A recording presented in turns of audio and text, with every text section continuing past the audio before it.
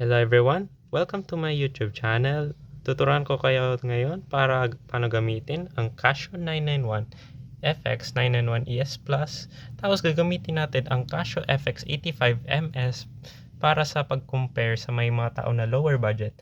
That way, mako-compare natin each sa mga different mga segments po sa paggagamit ng calculator.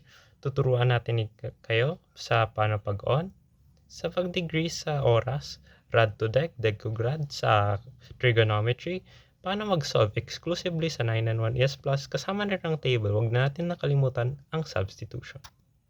Sa una na naman, paano ito i-turn on? Nakikita nyo ba itong mga on na buttons? I-turn on na lang natin. Press natin both.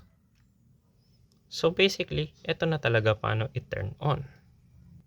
So paano ito gamitin natin ang application sa oras? Let's say yung conversion.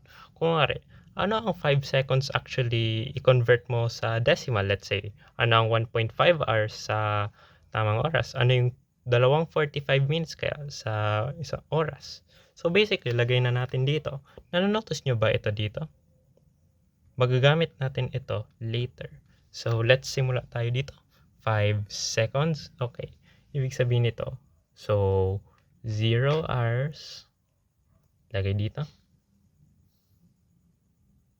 0 minutes, lagay dito. And 5 seconds. Lagay natin dito. I-equal natin. Okay, 0 hours, 0 minutes, and 5 seconds. Pag kinonvert nyo dito sa decimal, let's say dito, sa Casio 991 FX ES Plus, press nyo na lang itong button. Tapos ito, i-press mo na lang itong button. Nakikita nyo? 1 over 720.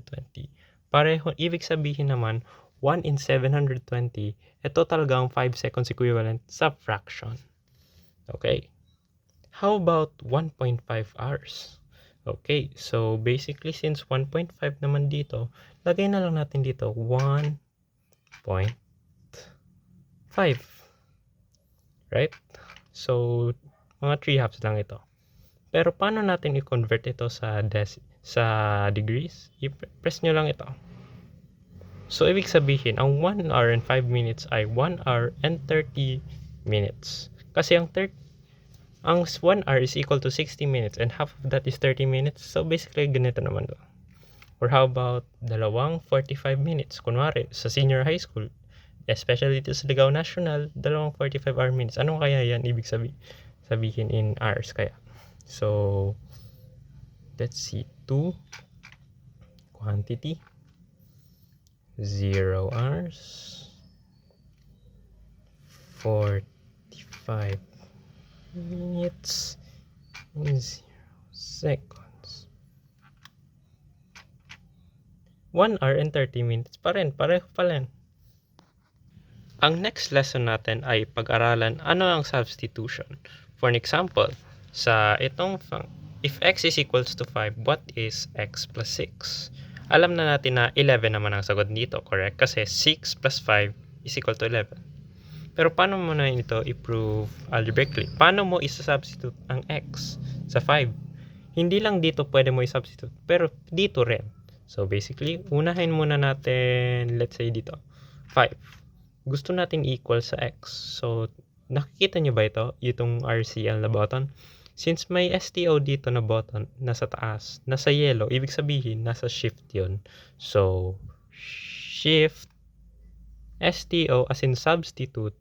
So, anong mga letter kaya gustong i-substitute dito? Pwedeng A, B, C, D, E, F, X, Y, M. So, piliin natin X. X. O, 5, transfer to X. So, 5. Ibig sabihin, pag na-substitute natin into x, x is equal to 5. Okay. Igawin natin x plus 6 equals to 11. Kaya yan yung tamang sagot.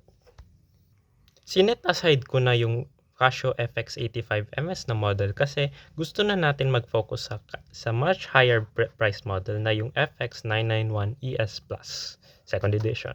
So, alam nyo naman, let's say itong algebraic equation, x plus 5 equals 6, right? Simple substitution. Very, very simple lang ito. X is equal to 6, tapos transpose 5, x is equal to 1. Right? Pero what if naman mas complicated naman yan, right?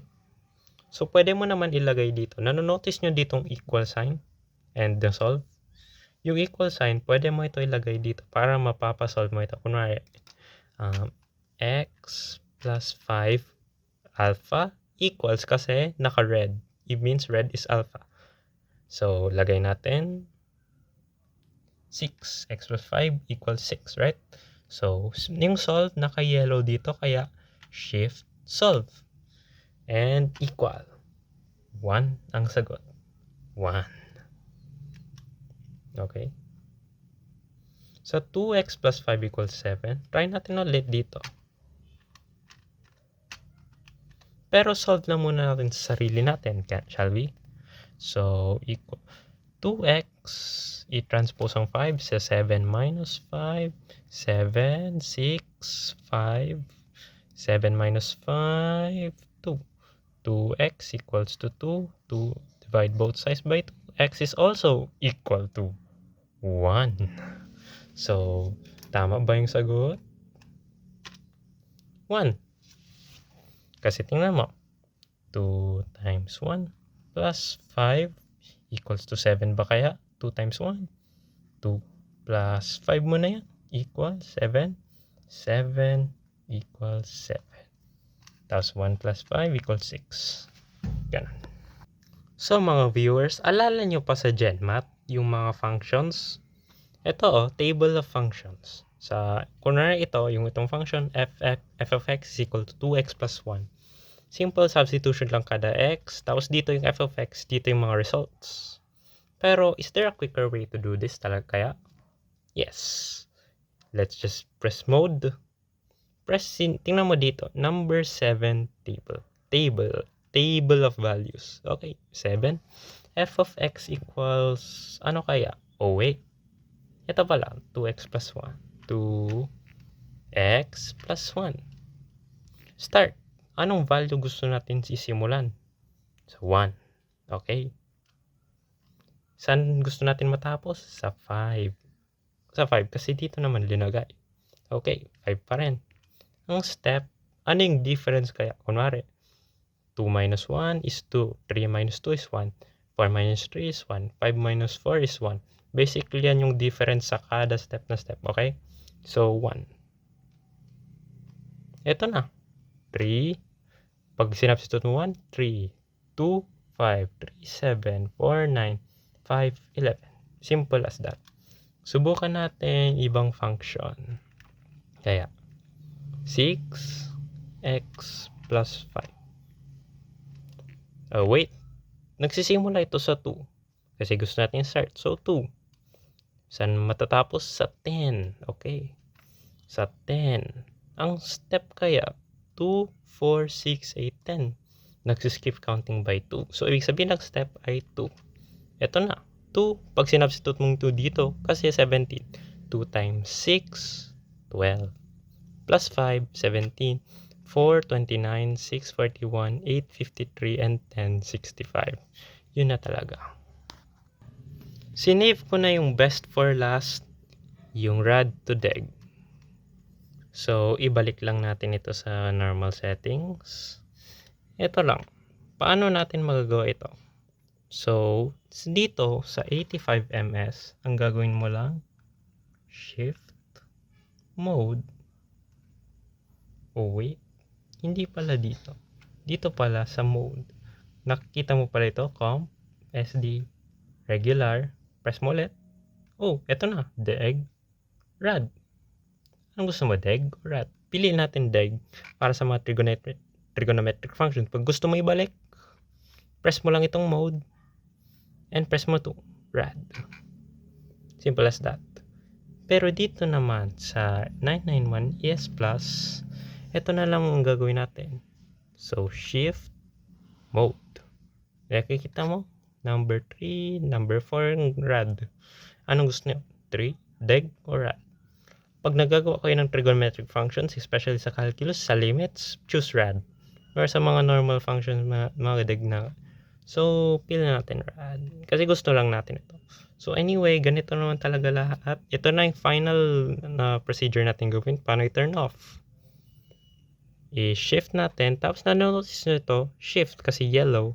Tapos, ito yung off. Naka-yellow rin. Ibig sabihin, pag press natin ito, habang naka-shift, mag-off talaga yon. So, like this.